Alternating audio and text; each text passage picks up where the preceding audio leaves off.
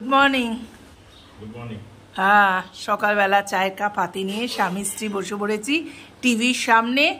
চলছে দূরদর্শনে ওই যে কি জ্বর হলে কি খেতে হয়। হ্যাঁ, হ্যালো ডাক্তারবাবু।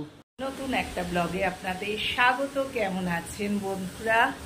একটুখানি বেশি বেশি করে কমেন্ট করবেন, জানাবেন আপনারা কেমন আছেন। আপনাদের সাথে কথা বলতে বা কমেন্টের উত্তর দিতে আমার ভীষণ ভালো লাগে।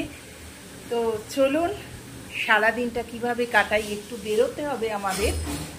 তাড়াতাড়ি আগে ব্রেকফাস্টটা করে নিই। ব্রেকফাস্টটা আজকে আমার পছন্দের, বারবার বলছি, দেখুন আপনাদের পছন্দ হয় কি না। চলুন। এখানে মাসি বাসন মাছে আলো জ্বালিয়ে দিয়েছি, বেশ অন্ধকার অন্ধকার লাগছিল। তারপর আমি বানাবো ব্রেকফাস্ট। কিট গাছগুলো আজকে হালকা একটু রোদ্দুর পাচ্ছে, জানো তো, বেশ ভালো হচ্ছে। দেখো গাছগুলো তোমাদের সামনে থেকে দেখাই। ফুলের কোনো গন্ধ নেই, জাস্ট শো যাকে বলে আর কি। আবার নতুন এই দেখো আসছে ফুল।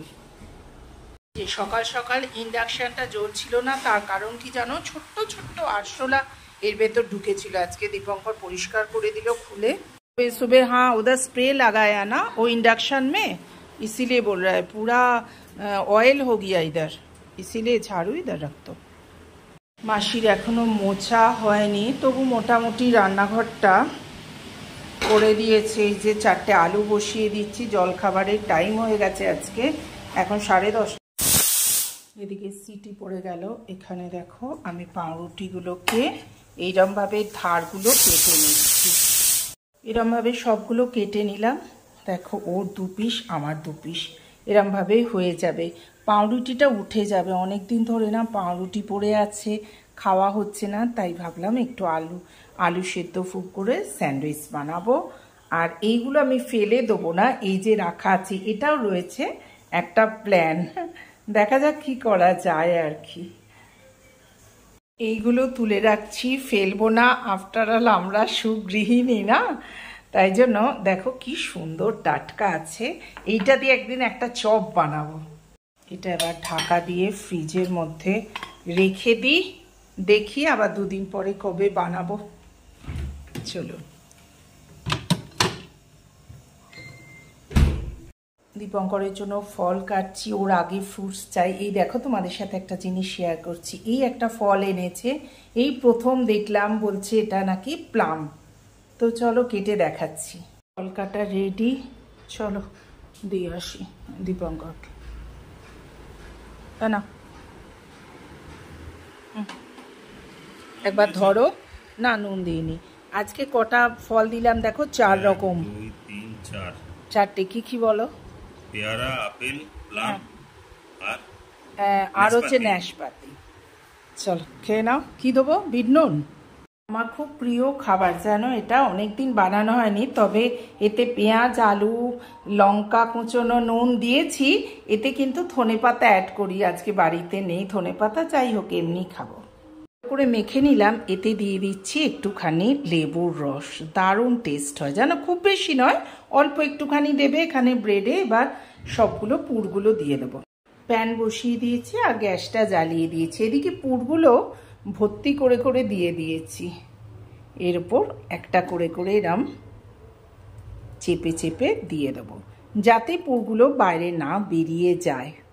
ধনেপাতা হলে খুব ভালো হতো, মিস করছি ধনেপাতাকে, কি আর করবো বলো, যা থাকে সেই দিয়ে বাড়িতে বানাতে হয়।